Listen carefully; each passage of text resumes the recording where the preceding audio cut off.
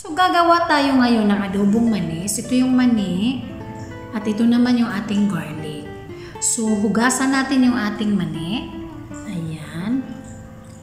And then, i-drain natin. So, sa pan, mayroon akong pinakulong tubig. I-blanch natin siya for 1 minute. Ayan. So, saglit lang ito guys, i-blanch. And then, ibalik natin siya sa ating strainer para ma-drain siya ulit. Ayan. So, in a pan, maglalagay naman ako ngayon ng mantika. So, iluto natin na una yung ating garlic. So, ayan. There you go. So, ilipat natin sa ating lagayan. Ayan. So, ayan. So, tatanggalin talaga natin lahat yung wala nang maiwan na garlic sa ating mantika. Ayan. So, strainer na yung gamit ko para makuha ko yung maliliit. Ayan. And then, pagkatapos ilalagay na natin yung ating mani. So, medium high naman yung heat natin or fire. Ayan.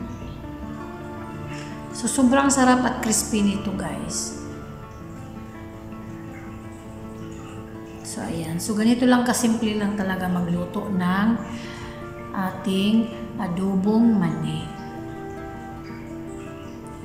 So, medyo matagal lang talaga siya mag-brown. So, mga 10 to 15 minutes siguro yung pagluto ko.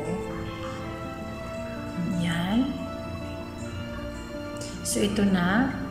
Malapit na siya. So, konti na lang.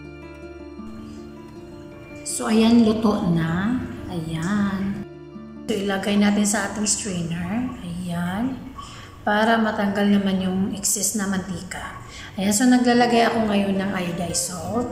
So, nasa sa inyo na kung gaano kadami yung salt na ilalagay nyo. Ayan. So, ngayon ihalo natin siya sa ating garlic. Ayan. So, sobrang crispy nito guys at sobrang sarap niya. As in, malutong na malutong. Ayan. So, pwedeng pang business ito guys. So, you may try this. Ayan. So, ready to eat. Bye. Thank you.